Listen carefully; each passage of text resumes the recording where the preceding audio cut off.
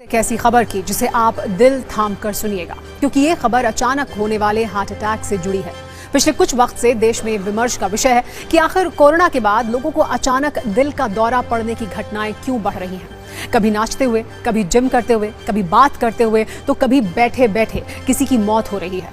लेकिन अब इस पर एक दावा किया गया है, जिसके अनुसार अचानक से होने वाले इन हार्ट अटैक की वजह का पता चल गया है, जिसके बारे में हम आपको आज बताने वाले हैं। लेकिन उससे पहले महाराष्ट्र से आई एक दुखद खबर, जहां 35 साल के क्रिकेटर की मैदान पर खेलते खेलते हार्ट अटैक से मौत हो गई। इस क्रिकेटर का नाम इमरान पटेल था, जो छत्रपति संभाजीनगर में हुए एक मैच में ओपनिंग बल्लेबाजी करने उतरे थे।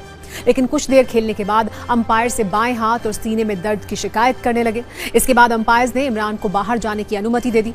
लेकिन जब इमरान पटेल मैदान से बाहर जा रहे थे तो अचानक वो मैदान पर गिर गए और वहीं दिल का दौरा पड़ने से उनकी मौत हो गई। इस तरह के मामले लगातार सामने आ रहे हैं, लेकिन कोरोना के बाद अचानक से ऐसा क्यों हो रहा है, इसे लेकर सबके मन में कई सवाल थे। अब एम्स में हुए एक कार्यक्रम के दौरान डॉक्टर्स ने दावा किया है कि उन्होंने ऐसे हार्ट अटैक की वजह का पता लगा लिया है।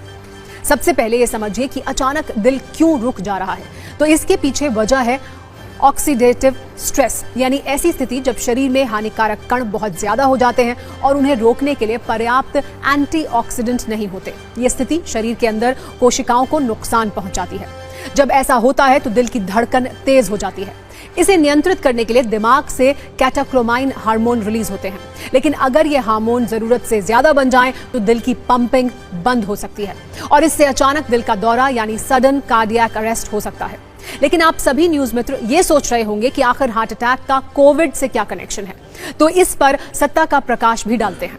दरअसल कोविड संक्रमण के दौरान शरीर में ऑक्सीडेटिव स्ट्रेस बढ़ जाता है। कोविड के कारण ACE2 प्रोटीन, जो दिल और फेफड़ों की रक्षा करता है, वो भी प्रभावित होता है। जाहिर है, ऐसे में दिल पर ज्यादा दबाव पड़ता है। इसके बाद दिमाग से जरूरत से ज्यादा कैटेकोलामाइन हार्मोन रिलीज होने लगते हैं, जो दिल की धड़कन को असामान्य बना सकते हैं। यही वजह है कि कोविड के बाद अचानक दिल का दौरा पड़ने के मामले बढ़ गए हैं। एम्स में आयोजित अंतर्राष्ट्रीय फार्माकोलॉजी सम्मेलन में विशेषज्ञों ने यह भी दावा किया कि कोविड के बाद ऑक्सीडेटिव स्ट्रेस और हार्मोनल असंतुलन के कारण दिल के दौरे के मामले बढ़े हैं। ऐसे 80% लोग सामान्य रहे, लेकिन 20% को गंभीर समस्या हुई और 5% में स्थिति जानलेवा हो गई। भविष्य में इससे बचाव के लिए दवाएं भी विकसित किए जाने की योजना है। इस दावे पर हमने कुछ हेल्थ एक्सपर्ट से भी बात की है, जिस पर हम आपको एक अहम न्यूज रील आइए दिखाते हैं।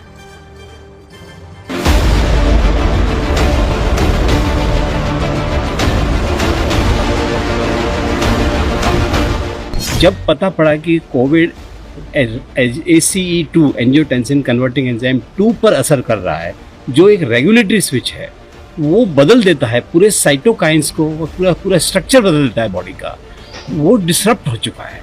उस डिसरप्शन की वजह से हो क्या रहा है कि सडनली साइटोकाइंस या जो इन्फ्लेमेटरी मार्कर्स हैं वो बढ़ जाते हैं, और उसी से ही ये ब्लड का थिकनिंग है या फिर कार्डियक अरेस्ट है या उससे काफी रिलेटेड है।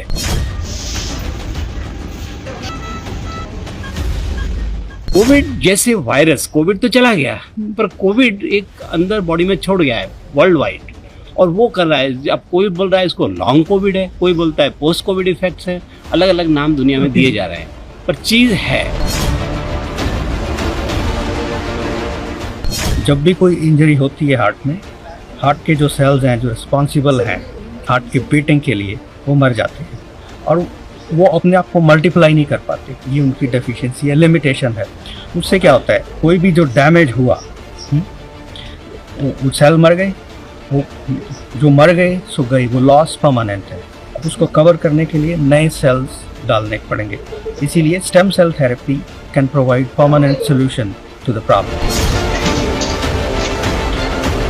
हर सब्जेक्ट को अपना लिपिड प्रोफाइल रेगुलर बेसिस पर करवा लेना चाहिए, और अपना lipid content should remain under normal conditions, at well as they should do the platelet functions and other chemistry. उसके लिए तला हुआ खाना और तरह तरह की चीज़ें जो खाते हैं वो जितना भी कम कर सकते हैं अच्छा है, इससे ट्राइग्लिसराइड लेवल 150 मिलीग्राम पर डेसीलीटर से नीचे आ जाए। And under those conditions the patient has a less chance of developing the late COVID and thromboembolism and other late complications.